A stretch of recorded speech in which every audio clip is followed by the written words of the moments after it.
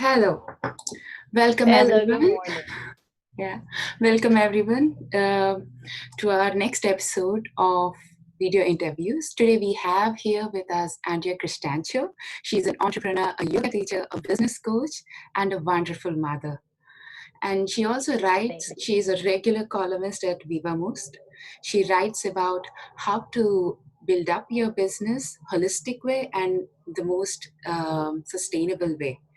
Welcome, Andrea Cristancho. Thank you so much for your time today. How are you doing? Thank you so much.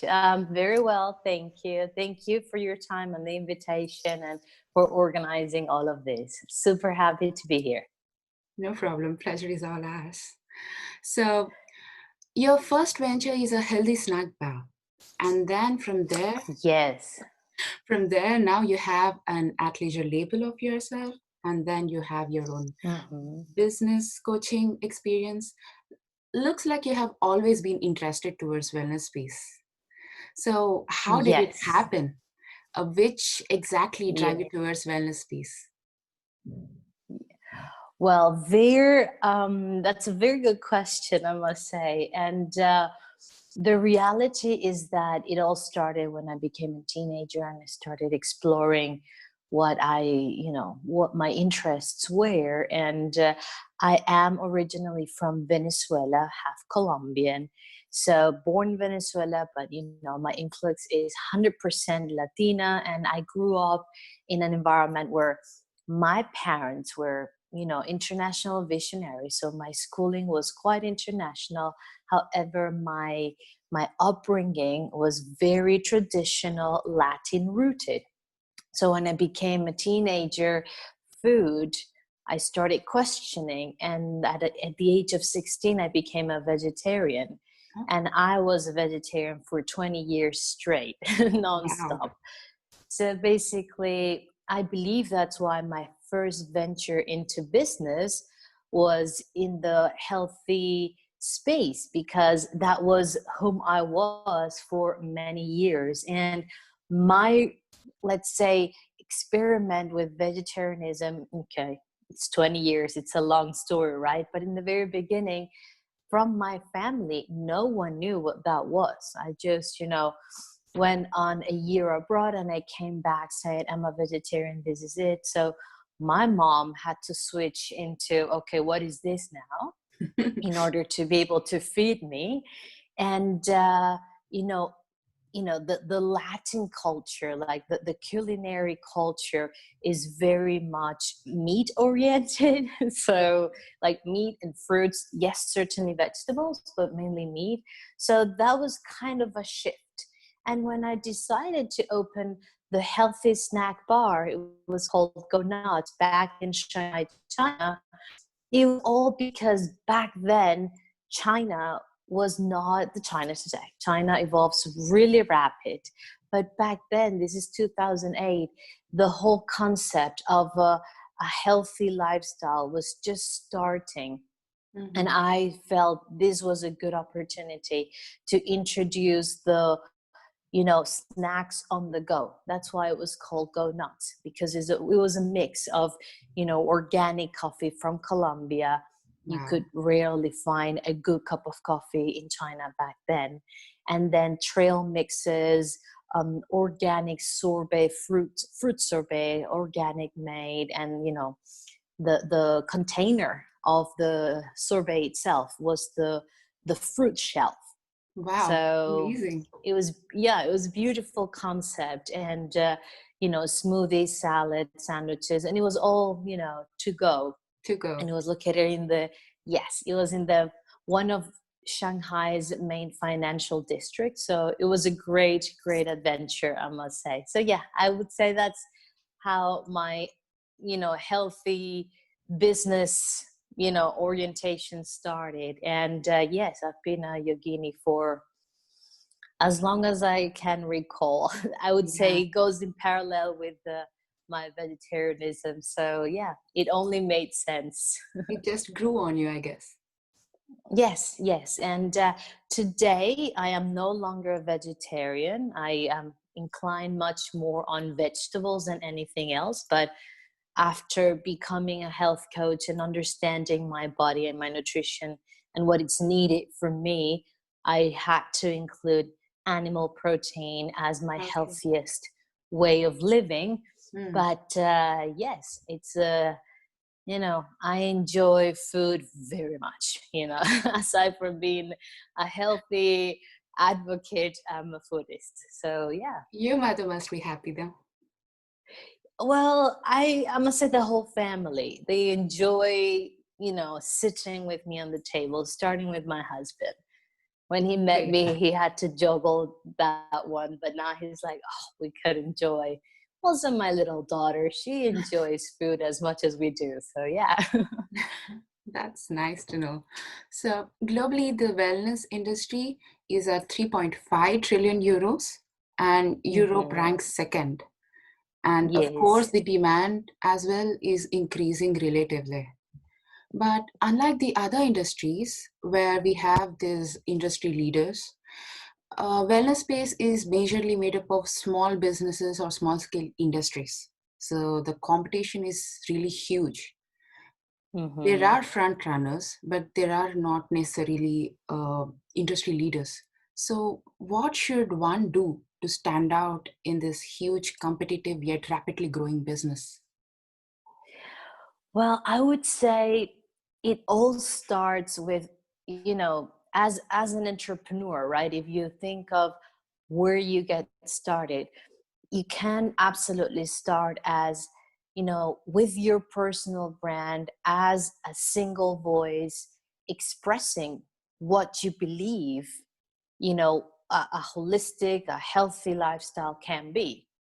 But when you go into, raising funds, capital venturing into a complete model of what it is that your healthy point of view in business is, then I would absolutely say follow the model of those who have made it. So, for example, the Institute of Integrative Nutrition is, I would say, that's the institute where I graduated as a holistic health coach. There, they have set up sort of a curriculum, Mm, that's a standard, and there are many great teachers and pioneers, doctors in this mhm, field, and my suggestion would be follow them. Pay attention to what they're doing, understand what they have done, the path they have carved for us to really follow and carry on the message, because it is true that there's a big demand, because there's a great need to really understand first how to, let's say, live a more healthy, conscious lifestyle, not only for our own health and our environment, but the whole planet. So it's true. not just a trend. This is a need. Hence, I wouldn't say, start your own revolution. I would say join the revolution. Do and understand what others have already started for us, and take on your voice with your own personal brand and take it up, scale it as far as you can, because we all need it. Yeah, that's a smart advice. And Thank you.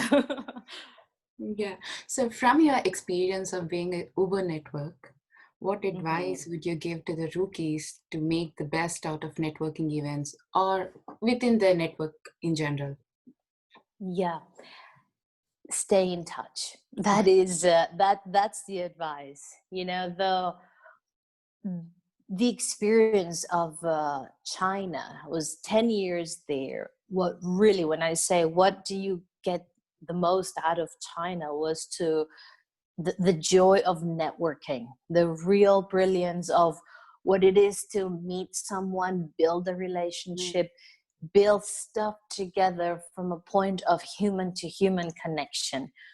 That to me was the best, because until today, there are a few of those relationships that we've met networking, exchanging business cards, following up by email, then catching up over lunch, whatever. And now we're great friends, that it's a simple text message or a line a year So to say, hey, what's up?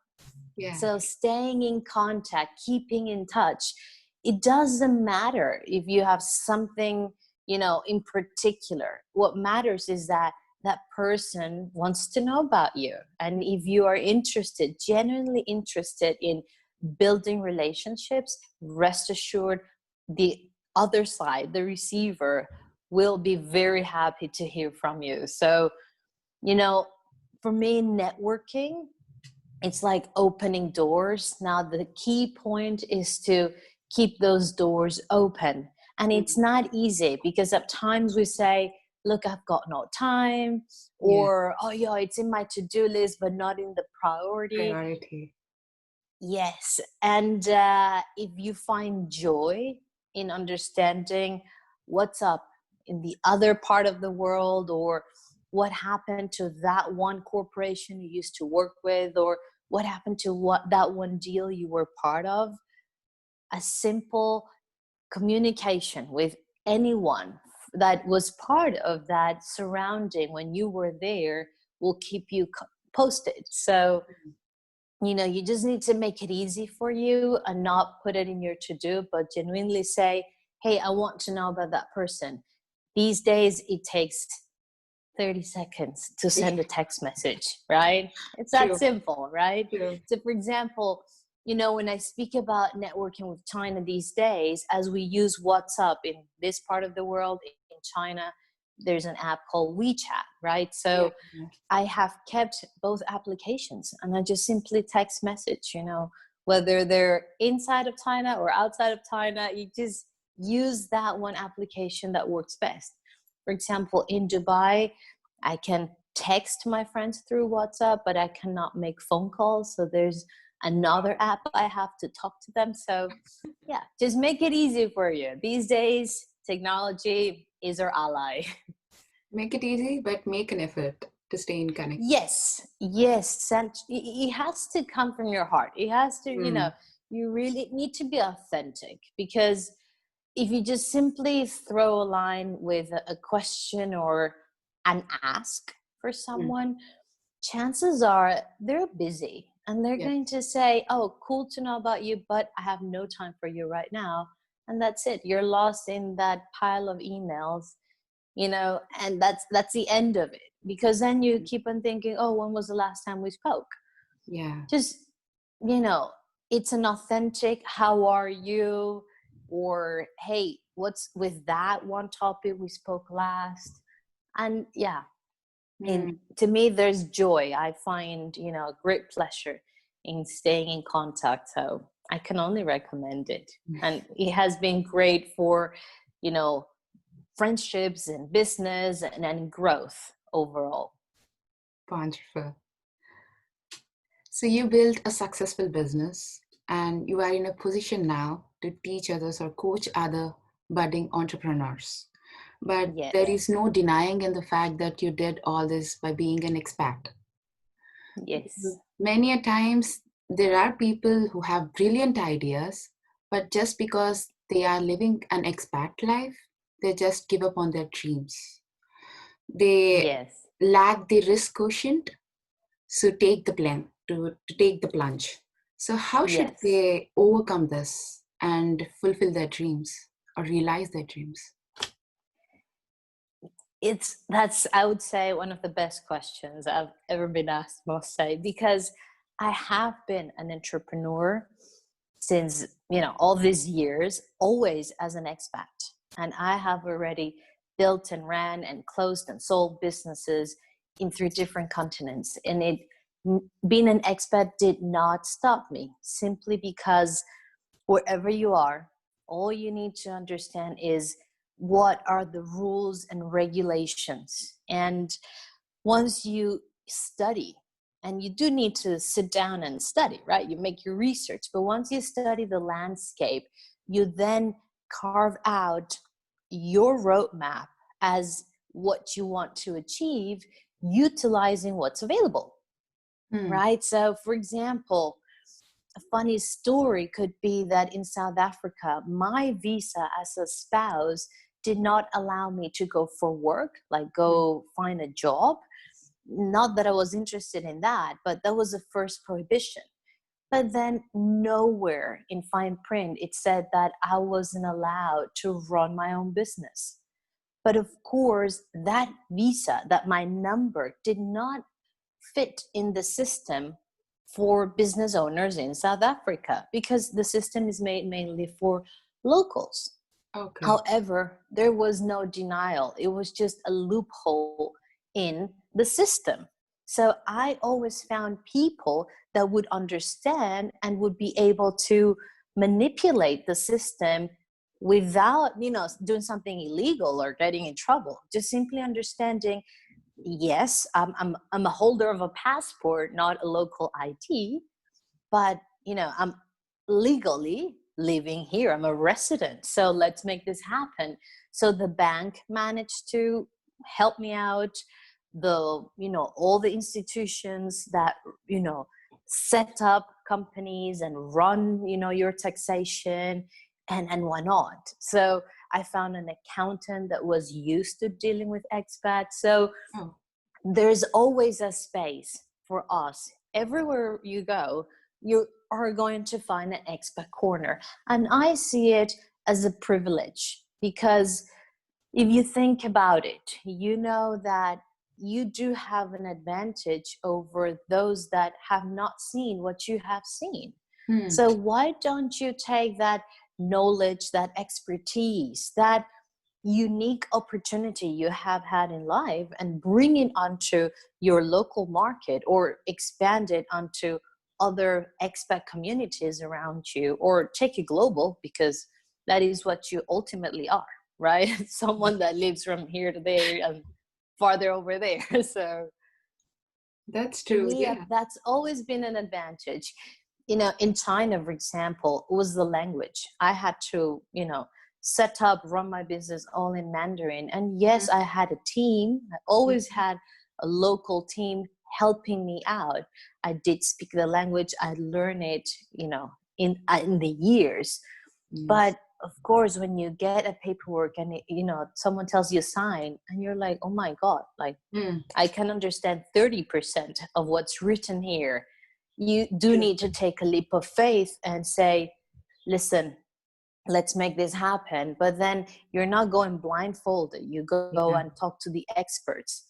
And that was my second business in China. I became a business consultant for foreign direct investment in China, specifically to help foreigners enter this market. So I've always seen it as an advantage. I've never seen it as, you know, like I'm sort of neglected or Hmm.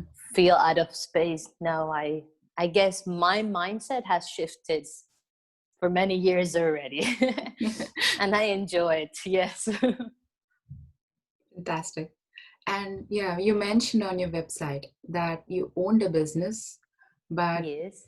I was slave for my own creation.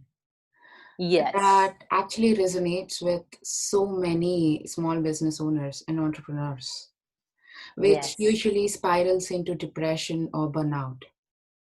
So, Yes. what among the many is the first red flag for an entrepreneur to notice and act upon it immediately? I would say when you start dragging your feet towards, your business, mainly like waking up without that joy and passion of, I'm going to build what I've carried on, Mhm. for the past years or months or days. That's the first red flag. And becoming a slave of your creation is quite easy because of the sense of responsibility, because you Okay. say, I've started this, I don't want to lose face, Mm. I was committed to this, what happened? You start questioning yourself, so much so that you end up doubting what you've done. And if you think about it, when you do something, that doesn't mean that is it. When you start something, it's okay to pivot. It's okay to change, because as humans, we change every single day. We learn more, we grow, we evolve.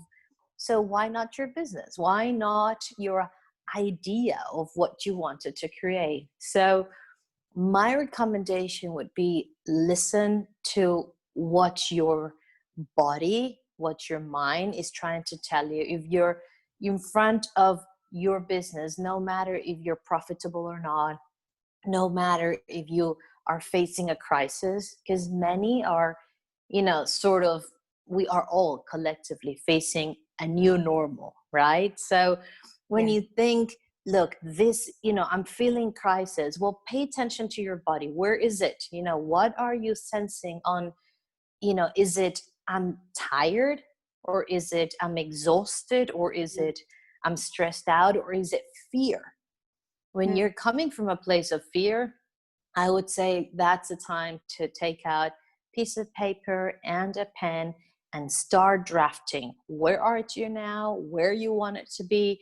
And if you see that, hey, you passed that mark of this is what I wanted to create, I created it, or this is what I want to create and I deviated, then take that opportunity to evolve, make that leap, transform, because no one is expecting you to be something.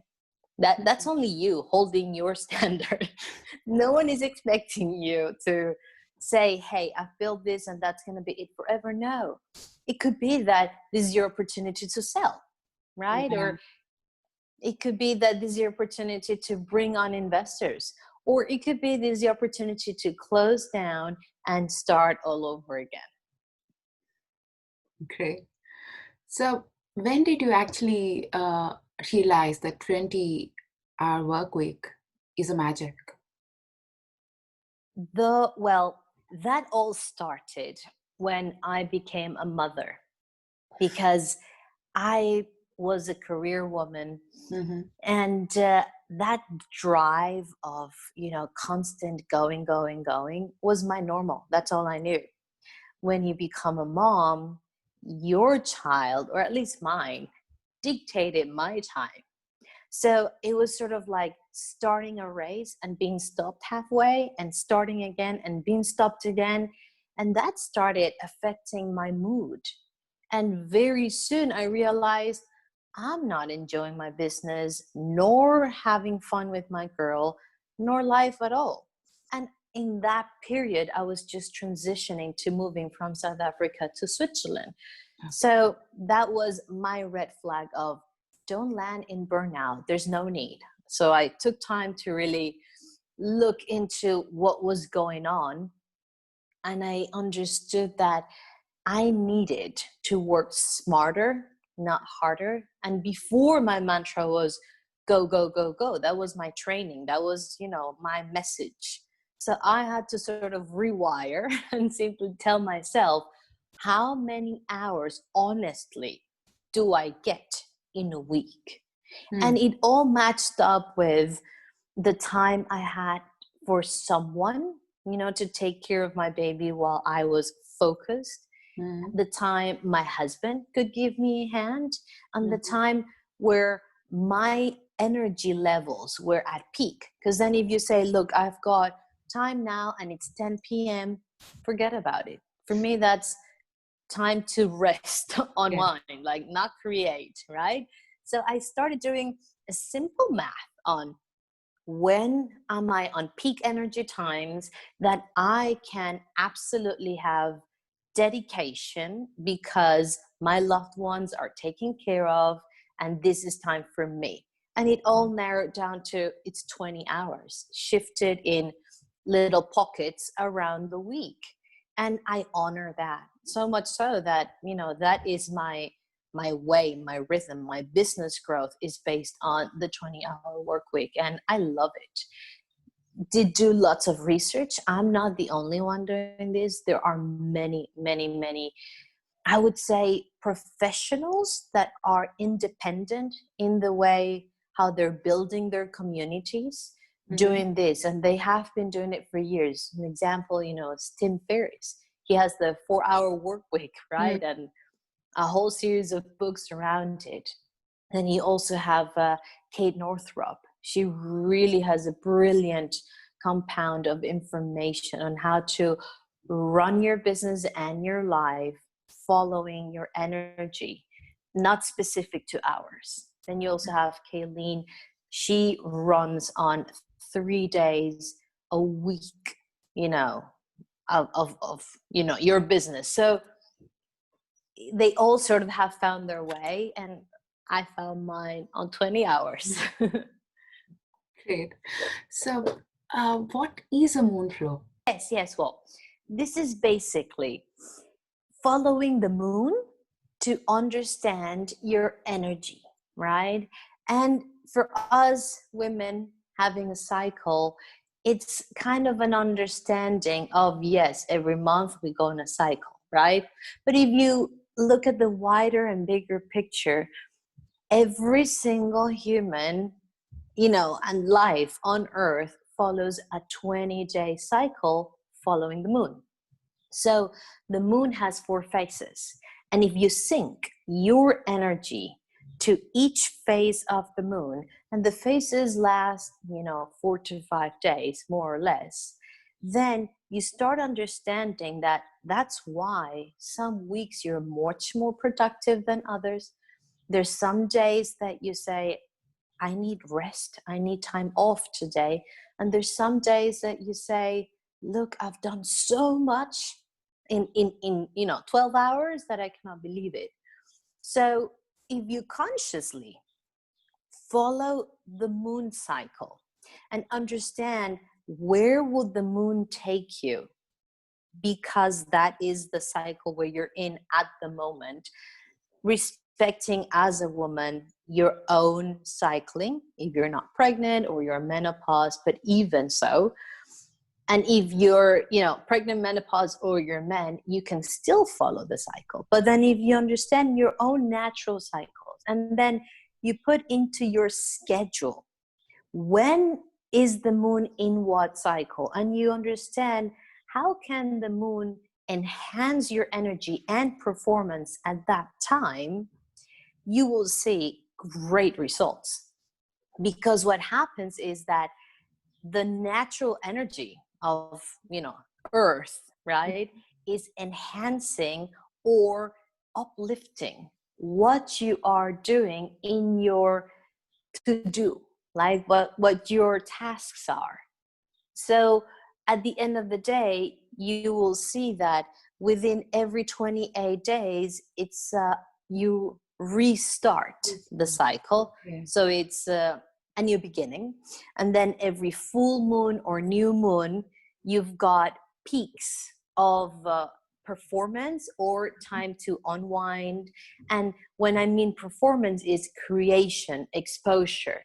And then there's time to review and understand what is that is holding you back, or what is that you want to keep on pushing forward. And if you work in that cycle and you combine it with 90 days work, it's magic.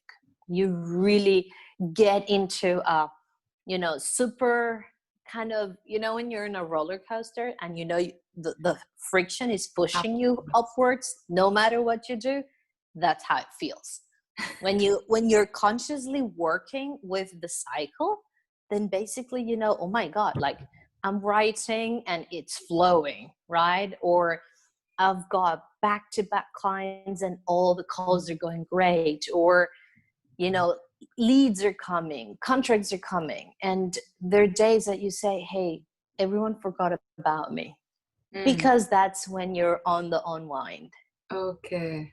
So that's what it means. And I can only recommend it. I follow it. And to me, it's part of how I run my business. I run my life. And yes, I do. I'm a big meditator. And yes, I honor the moon, mainly the full moon, with rituals, because it's sort of like plugging your phone to the electricity.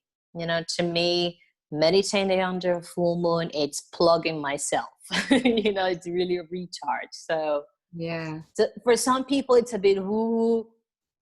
I always say, test it, give it a try for 28 days and see what it means to you. And there's many, many, many out there. That's not me. I'm only one out of many that do follow this life this way of understanding how energy can really enhance and bring up what you intentionally want to do. Oh, that's incredible. I never knew this. Yeah, and some people confuse it with astrology. Mm-hmm. Yes, you could say you can follow astrology, but it has nothing to do with it, because astrology would learn how to read, the moon and all the other planets, right? But we don't need to start understanding what that means. All we need to do is understand the cycle itself and how we can sync onto the cycle and have a natural rhythm with energy force. That's Hmm. it. With nature's energy force. There's nothing greater than that. So, and we are creatures living here, right? So yeah, you're just plugging into what is given, and that's why naturally it flows. Great. Just, I can only recommend it. That's all I say. Sure. So, about your coaching. So, what all can one get out of your coaching? Well, it depends on where you are, right? I always like to say that in my holistic business coaching, what my intention or what I do with all the tools and exercises that I've compiled, right, within experience and training, is putting together your entrepreneurial mindset with business tools. So at the end of the day, you aim to run your business in autopilot. So Hmm. you free up time to do much more self-care and more creation and much more personal branding and much more business growth, rather than running behind the wheel, pushing that wheel up the hill. Hmm. So that's what it is. And yes, I have sort of mastered the way on how to create a system that works for you. And that started with having a signature program and building your personal brand that is tagged with that signature program that can become your flagship, whether you sell it online, offline, a mix of both. That does not matter. What matters is that you become a name in your industry for that. So for me, that is building signature programs. And yes, there's a lot of mindset involved in there. So yeah, that's what my coaching sort of is fitted in. And yeah, I say it depends on where you're coming from, because mainly I work with women who, they already have an existing business. So Hmm. they have the experience or they have built something. So it's sort of like rearranging or re-engineering the pieces of the puzzle. Mm-hmm. And that's sort of my main art. So, this is my last question, but very important question. So, what Yes, can our please. leaders learn from the Uplevel method? I would say the one thing they can take away from my coaching practice that I've coined Uplevel Method is that all the answers, all the knowledge, all the expertise is within us. So once you understand how to clearly put all the pieces together, your growth is guaranteed, because it's you as a force creating with order and discipline and desire. So Hmm. the passion matches all the rest of the equation. And the Hmm. method is just a way, sort of a hand holding roadmap to take you there, right? And up leveling it, in my way of expressing it, is really looking at your best assets Hmm. as a human, and understanding what your network provides, what your market provides. Yes, indeed, is important, but it all starts within you. If you don't have the right mindset and the right approach and the right sort of questions to see and pose to yourself when roadblocks come, it's always going to be hard. But if you do have clarity, what the up level method brings is that clarity to then take it on, and no matter what comes, you're going to be able to solve it and move forward and carry on your growth. It could be a 1-day intensive, Mm-hmm. or I have a 90-day program. And it depends on what exactly you're needing. So I would say my most popular way is the VIP intensive day. And for those that say, look, I need much more revamping and shifting, then they join the 90-day program. And it's, 90 days seems like short. To some, it's actually long, but there's a reason behind. I function on a 90 days way. I set up goals on day 1 and I evaluate on day 19. And based on that way of work that I've implemented for many years now, this is how I've created my program, and I see great results. So I'm happy with it. So yeah, it's one way or the other.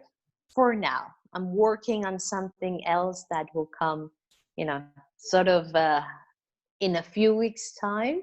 Oh, That great. would be a third offer to work That's with. nice.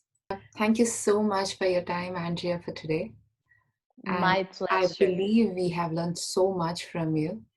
Thank you so Thank much. you so much. It's my pleasure, and a great honor to have spoken to you today. Have a great rest of the day, and I'll speak to you soon. Bye for now. Bye. Take care.